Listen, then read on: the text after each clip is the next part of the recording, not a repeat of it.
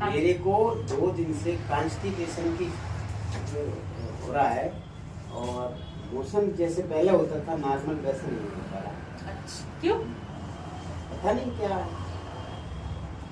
आपको कॉन्स्टिपेशन तो आपको पता होना चाहिए ना क्यों हो रहा है। तो मुझे ऐसा लग रहा है कि अभी मेरा दाढ़ में दर्द भी हुआ था, तो डॉक्टर ने बोला था कि आपको 3 दिन पहले दवाई खाना पड़ेगी और इसके बाद हम आपकी दाढ़ को निकाल पाएंगे, क्योंकि आपकी दाढ़ में हल्की स्वेलिंग है और इस कारण से वो आपको तकलीफ होगी। तो क्या दर्द हो रहा था आपको दाढ़ में? दाढ़ में दर्द हो रहा था और दर्द के कारण स्वेलिंग भी आ गई थी उस पर।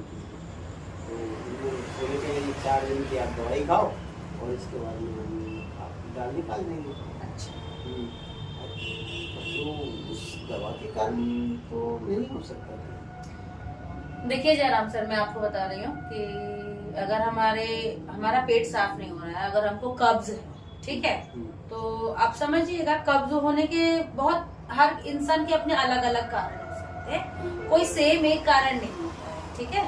तो जैसे कि सबसे पहला कारण आज के समय पे ऐसा होता है कि अगर मान लो अगर रात भर आप सो नहीं रहे हो, आपकी नींद नहीं पूरी हो रही है, तो कहीं ना कहीं वो एक कारण भी होता है कि आप मतलब पेट सुबह साफ नहीं होता है, कॉन्स्टिपेशन होता है। दूसरा कारण ये होता है कि भाई अगर आपका रूटीन चेंज हुआ है, जैसे कि आपका खाने पीने का टाइम चेंज हुआ है, तो कहीं ना कहीं खाने पीने का जब टाइम चेंज होता है ना, तो हम लोगों का ना जो वाटर इनटेक है, जो हम पानी पीते हैं, हम लोग एक दिमागी तौर से बोलते हैं ना पानी पीना चाहिए, अच्छा है, तो रूटीन अगर चेंज होता है तो कहीं ना कहीं वो चीजें भी मिस हो जाती है। तो वाटर इनटेक भी अगर कम हुआ तो भी कॉन्स्टिपेशन हो सकता है। जैसे कि आपने बोला कि अभी लास्ट वीक आपका जो दाढ़ का प्रॉब्लम था, वो उसके कारण से आपने कंटिन्यू मेडिसिन लिया, दवाई लिया, कहीं ना कहीं वो पेन किलर था, ठीक है।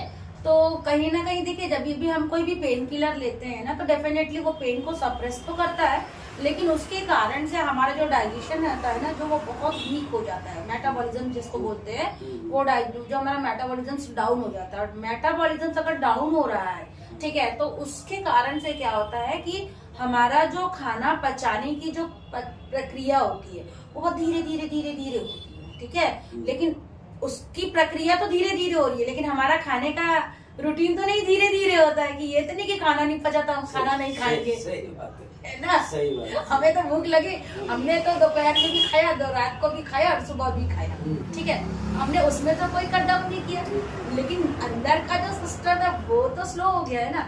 तो कहीं ना कहीं से ये भी एक बहुत बड़ा कारण होता है कि अगर हमारे पेट का खाना नहीं डाइजेस्ट हुआ है और हम टाइम में देख रहे कि भाई दोपहर हो गया, हमारा लंच का टाइम हो गया और हमने खा लिया, क्योंकि हम तो टाइम के हिसाब से चलते हैं और हमारा पेट तो अपने डाइजेशन के हिसाब से चल रहा है, समझ रहे।